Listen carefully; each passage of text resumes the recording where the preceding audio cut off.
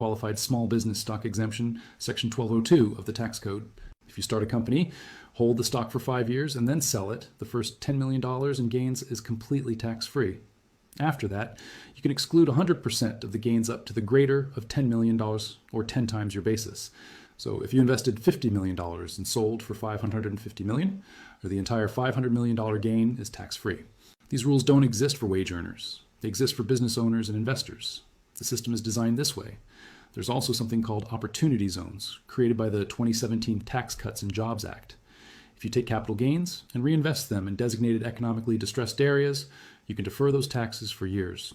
If you hold the investment for 10 years, all future appreciation is completely tax-free. Billionaires have redirected billions into these zones, turning tax liabilities into more wealth. And then there's the carried interest loophole.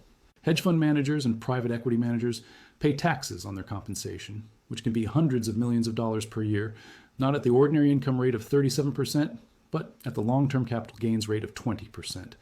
This single loophole saves billionaires in the finance industry billions of dollars every year. But here's the part that should make you furious. While billionaires are using these strategies to pay 3% in taxes, you're getting audited by the IRS for claiming a home office deduction. Secret number 4, billionaires control information and narratives. This is the one most people miss because it's invisible. But it might be the most important secret of all. If you control the information people receive, you control how they think. And if you control how they think, you control what they do. Billionaires understand this at a level most people can't even imagine. They don't just build businesses. They build ecosystems of influence that shape public opinion, government policy, and even what you believe is possible. Let's start with media. Who owns the media? Billionaires.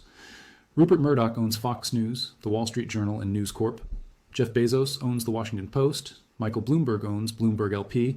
John Henry owns The Boston Globe. Patrick Soon-Shiong owns The Los Angeles Times. Mark Benioff owns Time Magazine. Laurene Powell Jobs owns The Atlantic. These aren't hobbies. These are influence machines. When you watch the news, when you read an article, you're consuming a narrative that was filtered through the interests of a billionaire. And those interests are very specific. They want low taxes on the wealthy. They want weak labor unions. They want deregulation. They want government subsidies for their industries. And they want you to believe that the system is fair. This is why financial media constantly tells you to invest in index funds, max out your 401k, and think long term. Not because it's bad advice, it's not, but because it serves their interests. Every dollar you put into the stock market increases demand for stocks, which increases the value of the billions in stocks they own. You're literally pumping up their wealth while getting modest returns. Meanwhile, they're using strategies you're never told about. Private equity, venture capital, leveraged buyouts, tax-optimized structures. Because if everyone knew those strategies, the advantage would disappear. But it goes deeper. Billionaires fund think tanks that produce research supporting their policy preferences. The Cato Institute, funded by the Koch brothers, produces studies arguing for lower taxes and less regulation. The American Enterprise Institute, funded by conservative billionaires, does the same. These studies get cited by politicians, quoted in media, and treated as objective research. But they're not objective. They're marketing. Then there's lobbying. In 2023, corporations and wealthy individuals spend over $4 billion lobbying Congress. That's $7.5 million per member of Congress. They're buying access, writing legislation, and shaping laws. When tax reform happens, who do you think is in the room? You, or teams of lawyers and accountants representing billionaires? Here's an example. The private equity industry lobbied for decades to preserve the carried interest loophole I mentioned earlier. They spent tens of millions on campaign contributions and lobbying.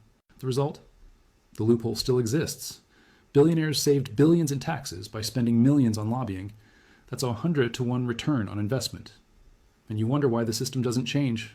But the deepest level of control is cultural. Billionaires fund universities, endow professorships, create scholarships. They shape what gets researched, what gets taught, what ideas are considered legitimate. If you question capitalism too aggressively, if you propose policies that threaten concentrated wealth, you're labeled radical, unrealistic, dangerous. The boundaries of acceptable debate are set by the people who benefit from the status quo. And then there's philanthropy. Billionaires donate billions to charity, get praised as humanitarians, receive tax deductions, and control how those billions are spent. The Gates Foundation has spent over $50 billion, but Bill Gates